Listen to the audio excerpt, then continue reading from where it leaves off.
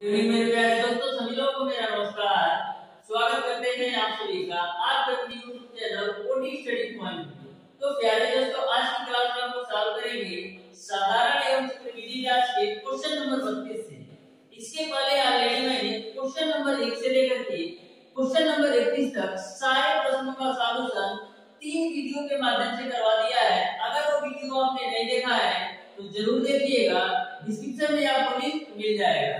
तो स्टार्ट करते हैं आज की क्लास को। देखते हैं क्वेश्चन नंबर 32। क्वेश्चन नंबर 32 आपका है, एक व्यक्ति रुपया 4000 10% प्रतिवर्ष वार्षिक रूप से संयोजित चक्रवृद्धि ब्याज पर उधार लेता है। वह 3 वर्ष तक रुपया 1000 प्रत्येक वर्ष के अंत पर लौटाता है। 4 वर्ष के अंत पर उसके द्वारा दी जाने वाली धनराशि होगी। 4 ऑप्शन आपको दे रखा है। तो जो आपका क्वेश्चन नंबर 32 है, बिल्कुल सिंपल सा क्वेश्चन है। बस आपको क्वेश्चंस के लैंग्वेज को समझना है। यदि आप क्वेश्चन के लैंग्वेज को समझ जाते हैं तो ऐसे क्वेश्चन को मैक्सिमम 20 से 25 सेकंड के अंदर सॉल्व कर सकते हैं। तो ध्यान से क्वेश्चन को समझिएगा। क्वेश्चन में ये बोला गया है कि कोई एक व्यक्ति है जो 4000 रुपए 10% वार्षिक दर पर 4 वर्षों के लिए उधार लेता है और वह उसको चुकाने के लिए क्या करता है, 3 वर्षों तक प्रत्येक वर्ष के अंत में 1000 किस्त के रूप में देता है। तो आपको बताना है कि चौथे वर्ष के अंत में वह कितना रुपया देगा कि वह पूरा उधार का रुपया चुका पाएगा। यह आपको निकालना है कि चौथे वर्ष में उसको कितना रुपया देना होगा उधार का रुपया चुकाने के लिए। तो ध्यान से समझिएगा। ऐसे प्रश्नों को सॉल्व करने के लिए सबसे पहले आपको पहले वर्ष का मिश्रण निकालना है। जो पहले वर्ष का मिश्रण आएगा उसमें से आपको पहली किस्त 1000 रुपया घटा देना है। 1000 घटाने के बाद यह कर सकते हैं, पहली किस्त घटाने के बाद जो पैसा आएगा उसका आपको दूसरे वर्ष का मिश्रण निकालना है। जो आपका दूसरे वर्ष का मिश्रण आएगा उसमें से आपको दूसरी किस्त घटाना है। उसके बाद से दूसरी किस्त घटाने के बाद जो पैसा आएगा उसका आपको तीसरे वर्ष का मिश्रण निकालना है। फिर तीसरे वर्ष के मिश्रण में से आपको तीसरी किस्त घटाना है। फिर तीसरी किस्त घटाने के बाद जो आपका पैसा बचेगा उसी का आप लोग मिश्रण निकालिएगा, वही आपका आंसर होगा। यानी कि जो आपका तीसरी किस्त देने के बाद जो आपका पैसा आएगा उसका जो मिश्रण निकालेंगे वही आपका लास्ट वैल्यू होगा। यानी कि उतना पैसा यदि वो दे देगा तो पूरा उधार का रुपया चुका पाएगा। तो ध्यान से क्वेश्चन को समझिएगा। सबसे पहले इस क्वेश्चन में जो मूलधन P की वैल्यू दे रखा है वो आपको दे रखा है 4000 और R की वैल्यू आपको दे रखा है 10%। ओके, सबसे पहले क्या करते हैं, पहले वर्ष का मिश्रण निकालते हैं। तो लिखेंगे पहले वर्ष का मिश्रण। तो पहले वर्ष का मिश्रण क्या होगा, मूलधन और साधारण ब्याज का योग। तो पहले वर्ष का जो मिश्रण होगा वह आपका मूलधन और साधारण ब्याज के योग के बराबर होगा। तो यहाँ पर मूलधन कितना है, 4000। पहले वर्ष के लिए मूलधन कितना है, 4000। अब इस 4000 का आपको साधारण ब्याज निकालना है। तो साधारण ब्याज बराबर क्या होता है, मूलधन गुणे दर गुणे समय बटा 100। तो मूलधन तो आपका है 4000, दर आपका है 10% और समय आपका 1 साल है, बट्टे का 100। अब देखिएगा 2 जीरो से आपका 2 जीरो कैंसिल। तो यहाँ पर क्या मिलेगा, 4000 प्लस 40 गुणे 10 करेंगे तो मिलेगा 400। यानी कि आपको मिल जाएगा 4400। यह आपने पहले वर्ष का मिश्रण निकाल लिया। अब क्या बोला जा रहा है कि प्रत्येक वर्ष के अंत में वह 3 वर्षों तक 1000 की किस्त देता है। तो लिखेंगे पहली किस्त देने के बाद बचा मूलधन। मैं आपको समझाने के लिए सारी चीजें लिख रहा हूं। पहली किस्त देने के बाद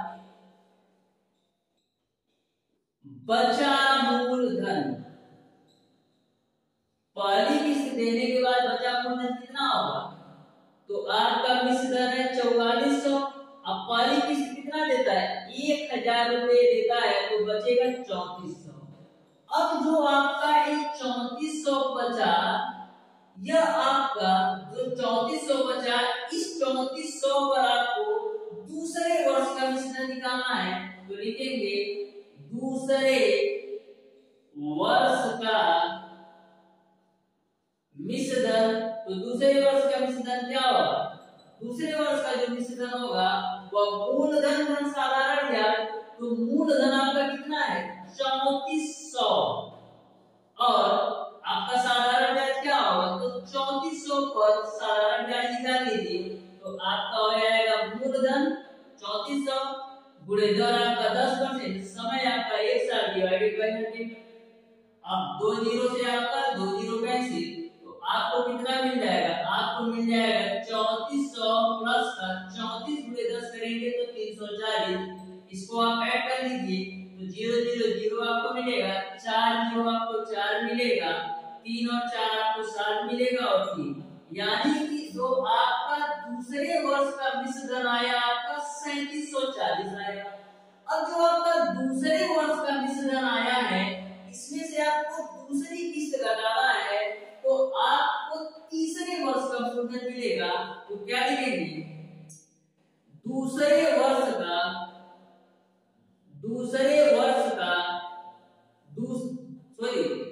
दूसरी किस्त देने के बाद बचा मूलधन, दूसरी किस्त देने के बाद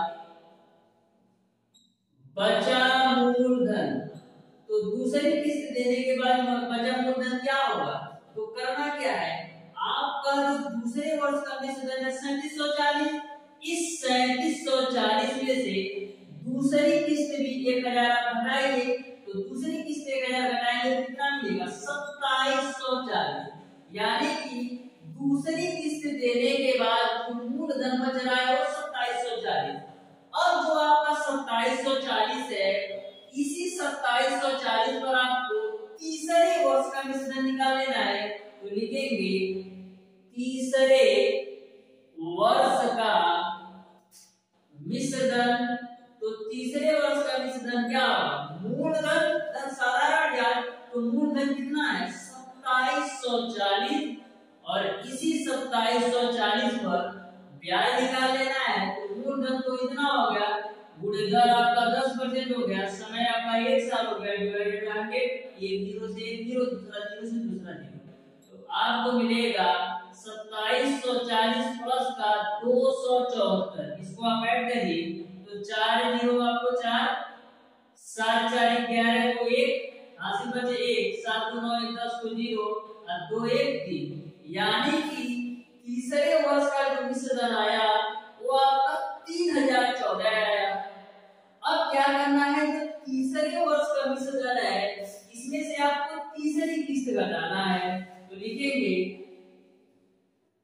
तीसरी किस्त चुकाने के बाद, तीसरी किस्त चुकाने के बाद बचा मूलधन। तीसरी किस्त चुकाने के बाद बचा मूलधन कितना होगा? तो तीसरी किस्त का जो मिश्र धन है, जो तीसरे वर्ष का मिश्र धन है, वो तो आपका है 3014। अब इस 3014 में से 1000 रुपया तीसरी किस्त के रूप में चुकाता है।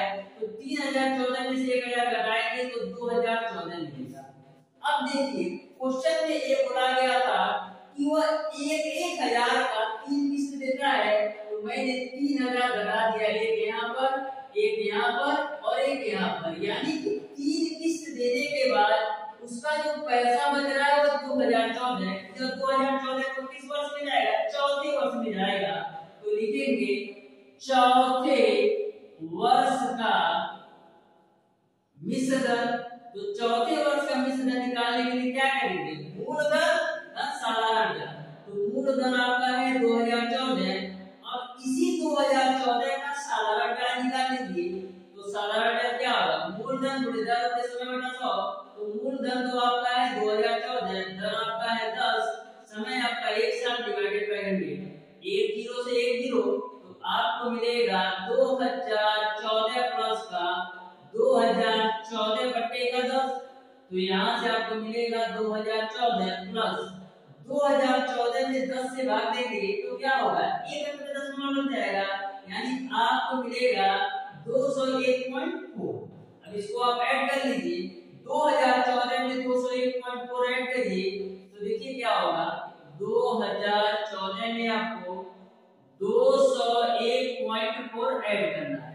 तो 4 होगा, 4 1 5 होगा, 1 होगा, 2 होगा, 2 होगा, यानी आपको मिल जाएगा 2215.4। यानी कि जो चौथे वर्ष का मिश्रण होगा वो 2215.15 होगा। इस तरीके से इस क्वेश्चन का जो आंसर होगा वो आपका ऑप्शन नंबर सी सही हो जाएगा। इस क्वेश्चन का जो आंसर होगा वो ऑप्शन नंबर सी सही हो जाएगा।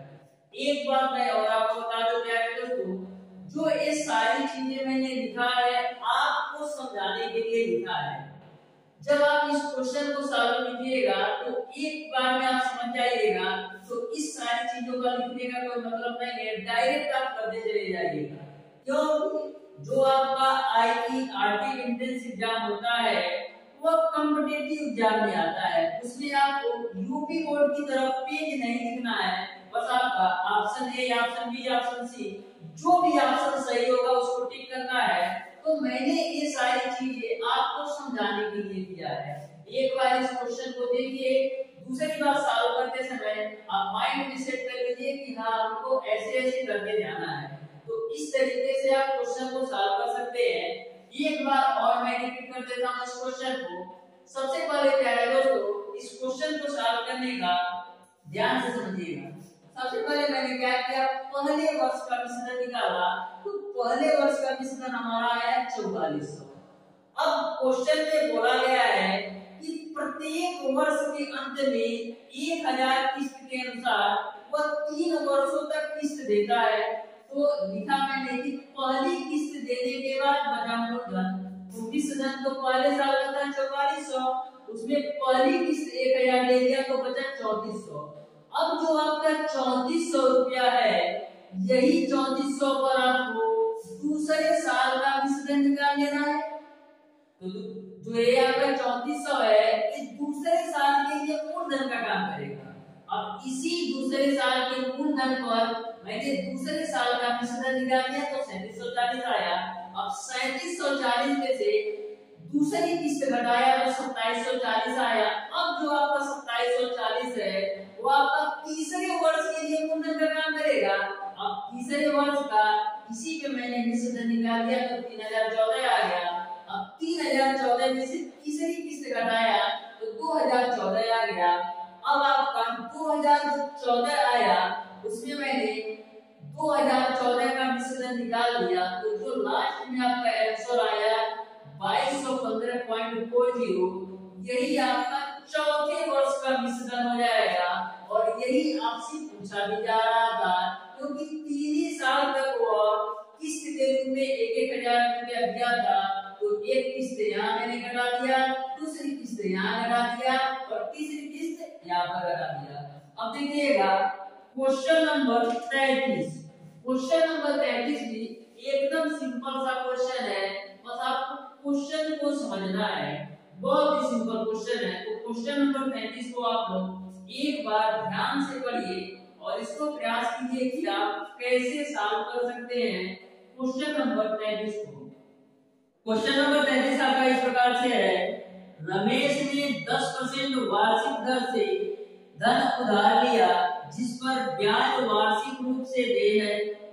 उसने 20% वार्षिक की दर से उसी धनराशि को तत्काल उधार पर दे दिया जिस पर ब्याज अर्धवार्षिक रूप से देय है। उसे वर्ष के अंत में रुपया 220 का लाभ हुआ, उधार ली गई धनराशि थी। तो ध्यान से इस क्वेश्चन को समझिएगा। क्वेश्चन में ये बोला गया है कि कुछ धन उधार लिया है 10% की वार्षिक दर पर, फिर वह क्या करता है, उसी धन को उठाकर किसी दूसरे को दे देता है 20% की वार्षिक दर पर, लेकिन यह बोलता है कि मैं आपसे ब्याज की दर अर्धवार्षिक रूप से लूंगा। ऐसा करने में उसको 220 रुपए का लाभ होता है। तो आपको बताना है कि वह कितना रुपया उधार लिया है। तो सबसे पहले मान लेते हैं कि जो उधार दी गई धनराशि थी वह आपका x था। तो यहाँ पर मान लेते हैं कि उधार ली गई धनराशि, उधार ली गई धनराशि मैंने मान लिया x है। अब आपको यह देखना है कि रमेश को कितना पैसा लौटाना पड़ेगा। तो लिखेंगे रमेश द्वारा लौटाया गया धन, तो लिखेंगे रमेश द्वारा लौटाया गया धन। तो रमेश कितना धन लौटाएगा, तो मूलधन यश के साथ साथ इस पर लगने वाला साधारण ब्याज का पैसा लौटाएगा। तो रमेश द्वारा जो लौटाया गया धन होगा वह आपका मूलधन और साधारण ब्याज के योग के बराबर होगा। यानी कि जो रमेश पैसा लौटाएगा वह मूलधन के साथ साथ साधारण ब्याज की भी राशि लौटाएगा। तो मूलधन तो पहले माना है x, अब x का साधारण ब्याज निकालिए। तो मूलधन और दर आपका दे रखा है 10%, समय आपका 1 साल डिवाइडेड बाय 100। इसको आप हल कर लीजिए। तो यहाँ से x 10 का x में पूरा करेंगे तो 10x बटे 100, इसको आप हल कर लीजिए। तो क्या मिलेगा, 100x और 10x कितना होगा, 110x बटे 100। यानी कि रमेश के द्वारा जो पैसा लौटाया जाएगा वो आपका 110x बटे 100 के बराबर पैसा लौटाना पड़ेगा। मैंने यह कैंसिल इसलिए नहीं किया जिससे आपका क्वेश्चन और सिंपल हो जाएगा। अभी मैं आगे सॉल्व करूंगा तो देखिएगा। फिर देखिएगा जो उस पैसे को रमेश दूसरे को दे रहा है 20% की वार्षिक दर पर, तो उसको कितना पैसा मिलेगा।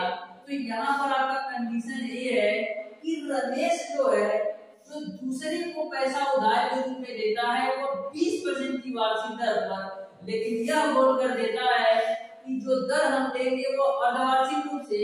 तो यहाँ पर आपको जो दर दिया है वो आपका 20% वार्षिक है, लेकिन ब्याज की दर गणना करना है अर्धवार्षिक रूप से। तो दर क्या हो जाएगा, दर तो आपका आधा हो जाएगा, तो दर आपका हो जाएगा 10%। समय क्या हो जाएगा, 2 गुना, यानी n की वैल्यू आपको ले लेना है।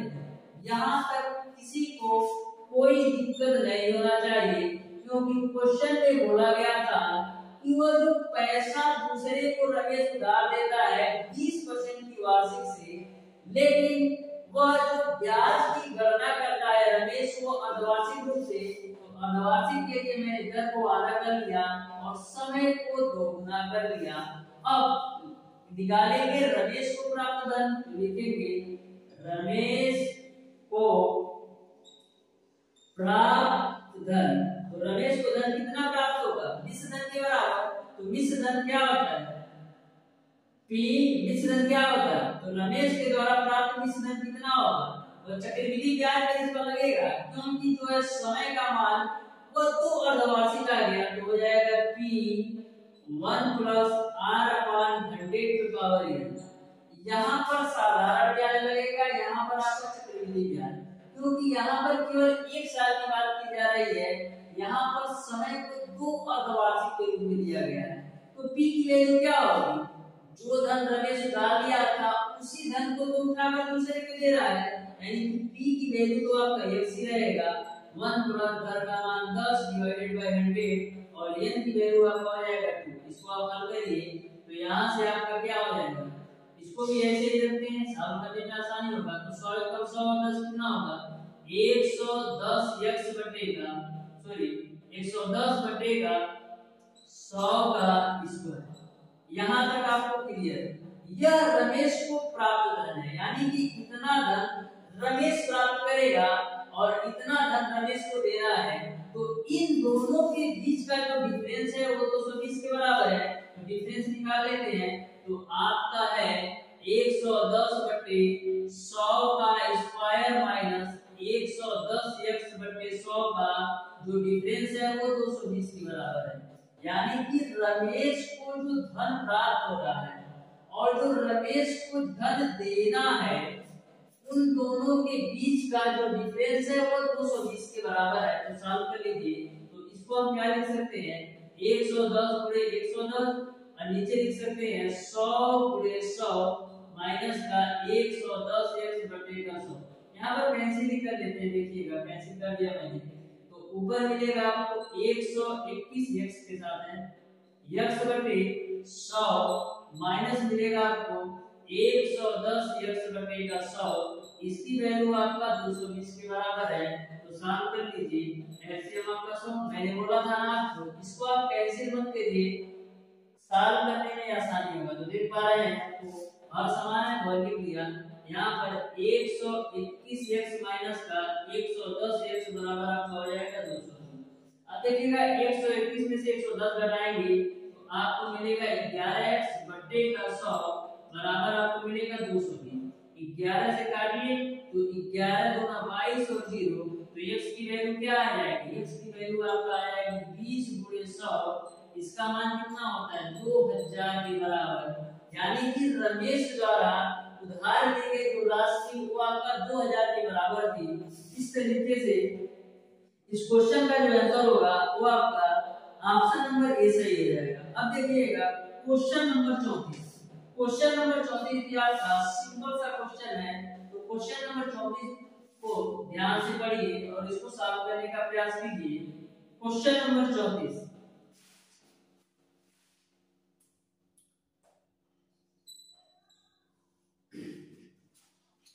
देखिए क्वेश्चन नंबर 34 आपका इस प्रकार से है, रुपया 9000 की धनराशि चक्रवृद्धि ब्याज पर 10 वर्ष में रुपया 16000 हो जाती है।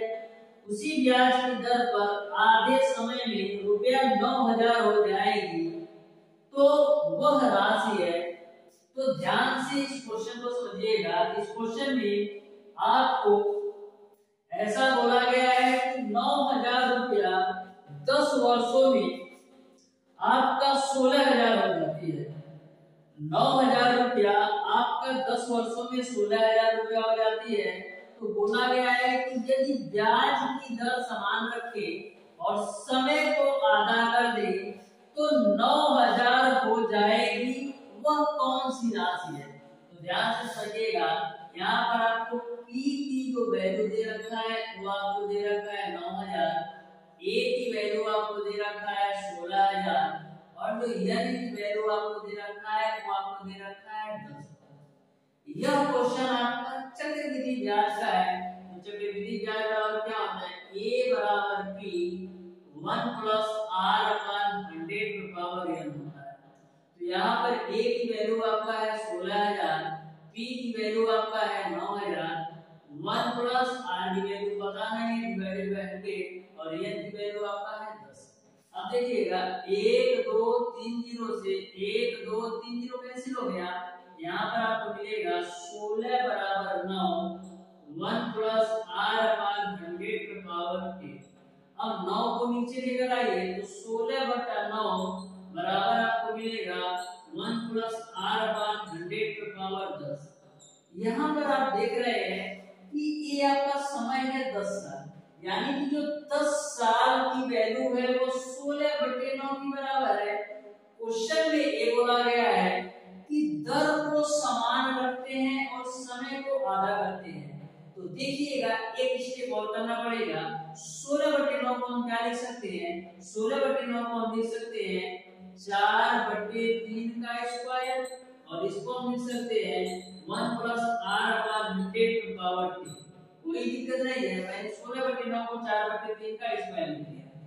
अब क्वेश्चन के अनुसार चलते हैं। क्वेश्चन में बोला गया है कि दर को आप समान रखिए लेकिन समय को आधा कर दीजिए। तो समय को आधा करने के लिए क्या करते हैं, दोनों घातों में 2 से भाग दे देते हैं। तो यहाँ पर भी 2 से भाग दे दीजिए, यहाँ पर भी 2 से भाग दे दीजिए। तो यहाँ पर जब आप 2 से भाग देंगे तो ये तो कैंसिल होगा, तो आपको मिलेगा 4/3 और यहाँ पर जब आप 2 से भाग देंगे तो यहाँ पर आपको मिल जाएगा 5, तो यहाँ पर आपको मिलेगा 1 + r/100 का पावर 5। तो इस तरीके से जो 5 वर्ष की वैल्यू है वो आपका 4/3 के बराबर है। ये 5 वर्ष का मिश्रण, 5 वर्ष का मिश्रण, तो 5 वर्ष का मिश्रण कैसे निकालेंगे? यह आपका 5 वर्ष का मिश्रण निकालने के लिए आपको 9000 का 5 वर्ष का मिश्रण निकालना है, तो आपको क्या करना पड़ेगा? 9000 का 4/3 की वैल्यू निकालना पड़ेगा। तो 9000 का आप 4/3 निकाल लीजिए, तो 3 से काटेंगे तो 3 3 का 9, तो यहाँ पर कितना मिल जाएगा? 12000, यानी कि 5 वर्ष का जो मिश्रण आ जाएगा वो आपका 12000 आ जाएगा। इस तरीके से इस क्वेश्चन का जो आंसर होगा वो आपका ऑप्शन नंबर ए सही हो जाएगा। तो आपको यह क्वेश्चन समझ में आया होगा। मैंने क्या किया, क्वेश्चन में बोला था कि दर को समान रखिए और समय को आधा रखिए, तो समय पहले 10 था, मैंने समय आधा कर दिया 5 साल, यानी कि 5 साल की वैल्यू 4/3 के बराबर है। अब आपको 9000 का निकालना है, तो मैंने 9000 का 4/3 निकाला तो 12000 के बराबर आया। इस तरीके से इस क्वेश्चन का आंसर ये हो गया। अब देखिएगा क्वेश्चन नंबर 35, तो ध्यान से समझिए। बोला है कि रुपया 2379 की धनराशि राम, श्याम और मोहन को इस प्रकार वितरित की जाती है कि उन्हें दी गई राशि क्रमशः 2, 3, 4 वर्ष के बाद बराबर होती है। साधारण ब्याज की दर 5% वार्षिक है, राम का हिस्सा होगा। तो ध्यान से इस क्वेश्चन को समझिएगा। क्वेश्चन में ये बोला गया है कि जो आपकी धनराशि है वो 2389 है। इसको राम, श्याम और मोहन में इस तरीके से विभाजित किया जाता है कि राम को 2 साल का मिश्रण और श्याम को 3 साल का मिश्रण और मोहन का 4 साल का जो मिश्रण है वो आपस में बराबर है। तो आपको यह बताना है कि राम का हिस्सा कितना आएगा। तो 3 लोग हैं, एक राम है, दूसरा श्याम है और तीसरा आपका मोहन है। मैं मान लेता हूं कि जो राम का मूलधन है वो x है, श्याम का जो मूलधन है y है और जो मोहन का मूलधन है वो z है। यहाँ तक किसी को कोई प्रॉब्लम नहीं होना चाहिए। क्वेश्चन में मूलधन की वैल्यू इतना दे रखा है और मैंने मान लिया कि राम, श्याम और मोहन को जो मिलने वाला मूलधन है वो आपका x, y और z के बराबर है। फिर क्वेश्चन में ऐसा बोला जा रहा है कि जो राम का 2 साल का मिश्रण है और श्याम का 3 साल का मिश्रण है और मोहन का जो 4 साल का मिश्रण है वो आपस में बराबर है। ध्यान में रखिएगा, साधारण ब्याज के क्वेश्चन पर आपको सॉल्व करना है। तो सबसे पहले राम का मिश्रण निकालते हैं। तो राम का मिश्रण निकालने के लिए आपको क्या करना पड़ेगा? मूलधन धन साधारण ब्याज निकालना पड़ेगा। तो मूलधन तो p होता है, साधारण ब्याज क्या होता है? मूलधन गुणे दर गुणे समय बटा समय। ध्यान से देखिए, सबसे पहले राम के लिए मिश्रण निकालते हैं। तो राम के लिए मिश्रण क्या होगा? मूलधन तो है x प्लस का साधारण ब्याज क्या होगा? x पर आप साधारण ब्याज निकालिए तो मूलधन गुणे दर आपको दे रखा है 5%, समय आपका है 2 साल डिवाइडेड बाय 100। ये मैंने राम के लिए मिश्रण निकाला। अब आप श्याम के लिए मिश्रण निकालिए। तो श्याम के लिए मिश्रण क्या होगा?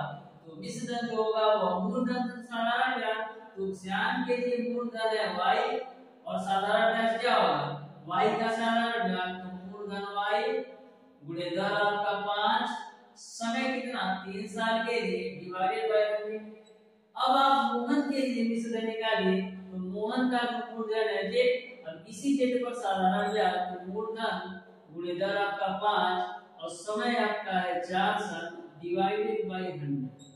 यह जो तीनों मिश्रधन है वह आपस में एक दूसरे के बराबर है। अब सॉल्व कीजिए। अब देखिएगा 5 से काटेंगे इसको तो आपको कटेगा 5 गुना 10 और 0, 2 से काटेंगे तो 10 बार मिल जाएगा, तो आपको मिलेगा x प्लस x बटे का 10 बराबर, यहाँ पर 5 से काटिए तो 5 गुना 10 0, तो यहाँ पर मिलेगा आपको y प्लस का y प्लस का 3y बटे का 20। यहाँ पर आपको क्या मिलेगा, 5 से काटिए 5 गुना 10 0, फिर 4 बचे कितना होगा 20, तो यहाँ पर आपको मिलेगा z प्लस का z बटे का 5। यहाँ तक किसी को कोई प्रॉब्लम सॉल्व करिए तो 10 से 15 से 11x बटे 10 बराबर, यहाँ पर 20 से कम 20 और 3 कितना हो जाएगा 23y बटे का 20। यहाँ पर क्या मिलेगा 5 से कम 5 जेड और 1 कितना होगा 6 जेड बटे का आपको मिल जाएगा 5। यहाँ तक किसी को कोई प्रॉब्लम नहीं होना चाहिए। अब आगे सॉल्व करते हैं तो ध्यान से समझिएगा। सबसे पहले इन दोनों को आपस में कंपेयर करा देते हैं। सबसे पहले इन दोनों को आपस में कंपेयर करा देते हैं तो देखिएगा कंपेयर कराने पर क्या मिलेगा आपको 11x बटे का 10, 11x बटे का 10 को हम कंपेयर करा रहे हैं 23y बटे का 20, 23y बटे का 20। यहां से हम y की वैल्यू निकालेंगे तो सबसे पहले 10 से काट देंगे, 10 गुना 20 हो जाएगा, तो y की वैल्यू क्या मिलेगा 11 गुना 22x बटे का 23, ये y की वैल्यू आ गई। अब हम z की वैल्यू निकालने के लिए क्या करेंगे, इसका इसमें कंपेयर कराएंगे। ऐसा मैं इसलिए कर रहा हूं जिससे x के रूप में सारी वैल्यू आ जाए।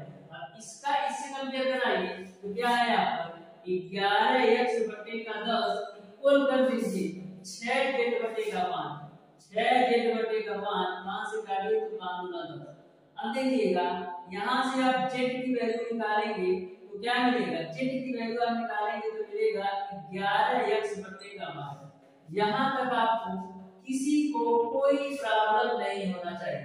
अब आपको क्वेश्चन में दे रखा है कि जो x, y और z का योग है वो 2379 के बराबर है, तो x plus y plus z की वैल्यू जो है वो 2379 के बराबर है। ध्यान में रखिएगा जो आपका x, z और y की वैल्यू है वो रेशियो में है, तो x का तो आपको x ही रखना है, y का मान आपने निकाला है 22x बटे का 23 और z का आपने निकाला है 11x बटे का 12 बराबर 2379। अब इसको आप सॉल्व कीजिएगा तो जो आपका x का मान आएगा वह किसके लिए होगा, राम के लिए। आपको क्वेश्चन में राम का ही हिस्सा बताना है, तो इस इक्वेशन को, इस समीकरण को आप सॉल्व कीजिएगा और x की वैल्यू निकालिएगा, जो x का मान आएगा वही आपका आंसर हो जाएगा। तो इस तरीके से अब नेक्स्ट क्वेश्चन देखते हैं, क्वेश्चन नंबर 36। क्वेश्चन नंबर 36 आपका ध्यान से समझिएगा। क्वेश्चन नंबर 36 जो है आपका वो भी आपका चक्रवृद्धि ब्याज का क्वेश्चन है। क्वेश्चन नंबर 36 आपका इस प्रकार से है, एक निश्चित धनराशि चक्रवृद्धि ब्याज पर देने से 2 वर्ष में रुपया 8820 तथा 3 वर्ष में रुपया 9261 हो जाती है, ब्याज की दर है। तो ध्यान से इस क्वेश्चन को समझिए। तो आपका क्वेश्चन नंबर 36 है, मैक्सिमम 5 सेकंड का क्वेश्चन है। यदि आपने हमारी लास्ट वाली वीडियो देखा होगा तो ध्यान से समझिएगा। जो 2 वर्ष का धनराशि है, जो 2 वर्ष का धनराशि है वो आपको दे रखा है 8820 और जो 3 वर्ष की धनराशि है वो आपको दे रखा है 9261। यहाँ पर यह जो वैल्यू है 2 वर्ष का विचलन है और ये आपका 3 वर्ष का विचलन है।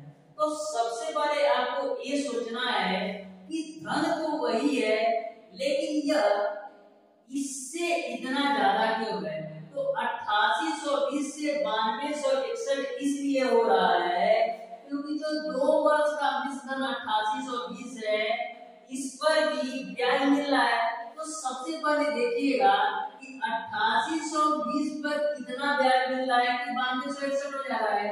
देख लेते हैं, 9261 में से 8820 घटाइए तो 1, 6 में से 2 जाएगा 4, 12 में से 8 जाएगा 4, यानी कि 441 रुपया 8820 पर 441 रुपया ब्याज मिल रहा है, जिससे आपका 8820 बढ़ के 9261 हो जा रहा है।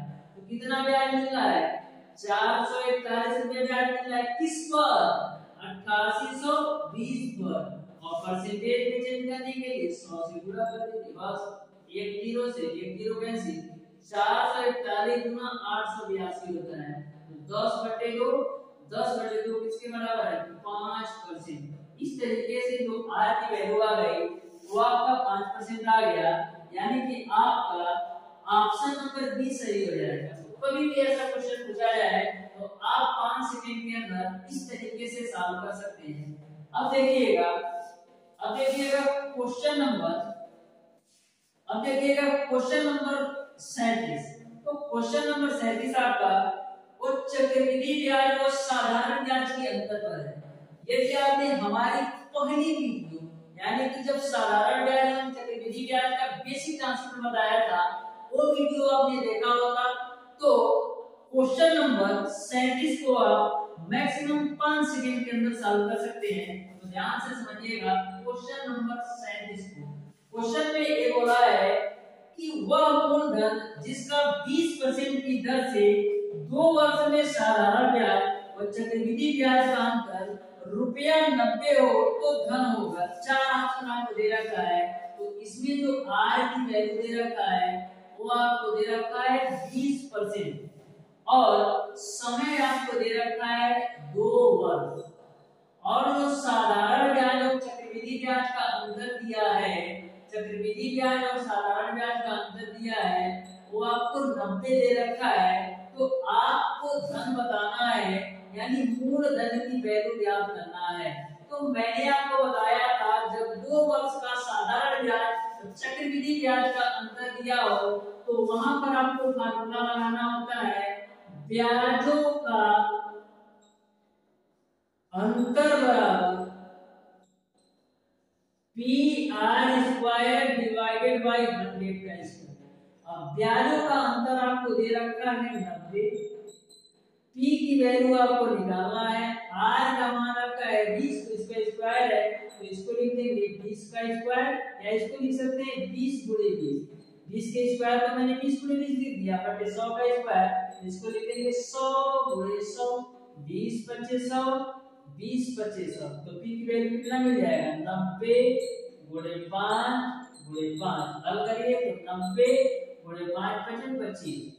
तो यहाँ पर एक जीरो उतरेगा, 25 का 9 में गुणा कराइए तो 25 का 9 में गुणा कराएंगे कितना होगा? 25 9 आपका होता है 225, यानी कि जो P की वैल्यू आ गई वो आपका 2250 आ गया।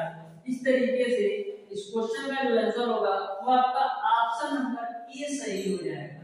इसी में यदि 3 वर्ष का अंतर दे दिया हो तो क्या करेंगे? तो उसके लिए जो ब्याजों का अंतर का फार्मूला होता है PR² ब्रैकेट में 300 डिवाइडेड बाय 100 का क्यूब। यह फार्मूला तब लगाना है जब ब्याजों का अंतर 3 साल का दिया हो। अब देखिएगा क्वेश्चन नंबर 38।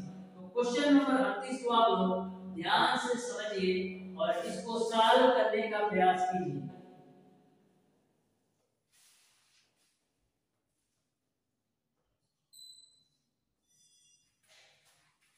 क्वेश्चन नंबर 38 आपका है, एक व्यक्ति ने ₹300 उधार लिए तथा 2 वार्षिक समान किस्तों में 10% चक्रवृद्धि ब्याज से चुकता करने का वादा किया।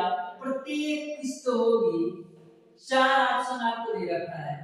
जो आपका क्वेश्चन नंबर 38 है वो same to same question number 11 की तरह है, यानी कि किस्त वाला प्रश्न है। तो जो स्टूडेंट हमारी पार्ट 3 यानी साधारण ब्याज और चक्रवृद्धि ब्याज का पार्ट 3 जो उठेगा वह इस क्वेश्चन को मैक्सिमम 10 सेकंड के अंदर सॉल्व कर सकता है। तो ध्यान से इस क्वेश्चन को समझिएगा।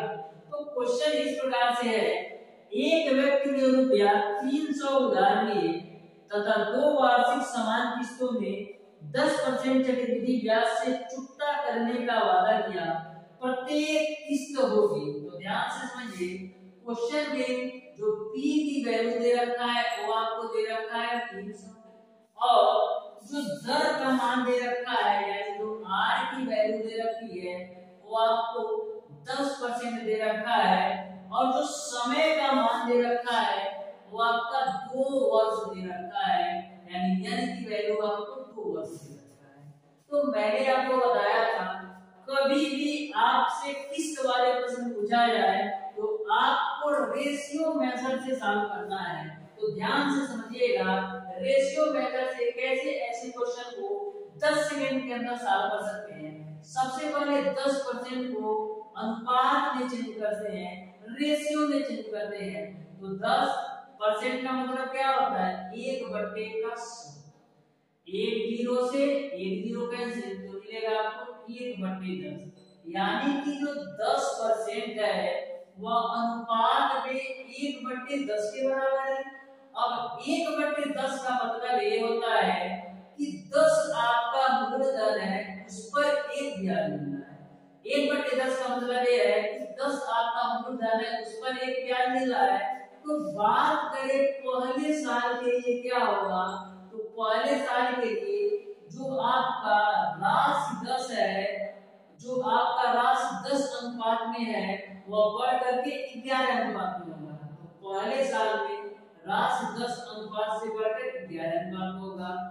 बात की है 2 साल के लिए, तो दूसरे साल के लिए क्या होता है, इसी का स्क्वायर, तो 10 का स्क्वायर करेंगे तो 100 और 11 का स्क्वायर करेंगे 121। तो ये जो वैल्यू होती है वो आपका होता है मूलधन, और ये जो वैल्यू होती है वो आपकी होती है किस्त। क्वेश्चन में बोला गया है कि समान किस्तों में चुकाता है। क्वेश्चन में ऐसा बोला गया है समान किस्तों में चुकाता है।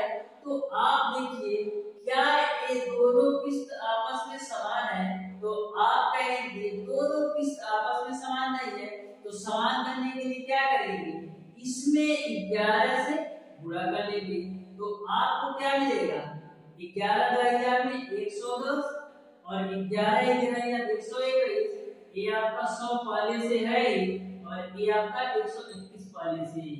ये आपका मूलधन है और ये आपका किस्त है। यहाँ तक किसी को कोई प्रॉब्लम नहीं है। अब देखिएगा दोनों किस्त समान हो गए, यानी कि आपका क्वेश्चन सेट हो गया। अब आपको बताना है कि प्रत्येक किस्त कितना अदा करेगा।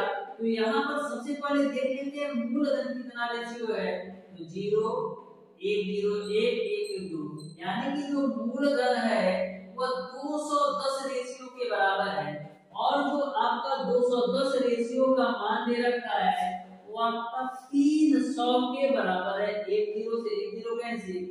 अब आपका 21 रेशियो का जो मान है वो आपका 30, तो 3 7 21 3 30, यानी एक रेशियो की जो वैल्यू आ गई वो आपका आ गया 10/7। एक रेशियो की वैल्यू आपको निकल गया 10/7। आपको बताना है प्रत्येक किस्त, तो एक किस्त का मान कितना है 121 रेशियो, एक रेशियो का मान है 10/7, तो 121 का निकालने के लिए क्या करेंगे 121 से गुणा कर दीजिए। तो ऊपर हो जाएगा आपका 1210 डिवाइडेड बाय 7 से काटेंगे, तो 7 से काटेंगे तो 7 एकम 7 बचे 5 1, 7 7 49 2 0, 7 9 14, फिर आपका बचेगा 6 0, फिर 7 बटी 56, फिर 7 बचे 35, यह 0 लगा लीजिए, एक अंक पे बहुत है।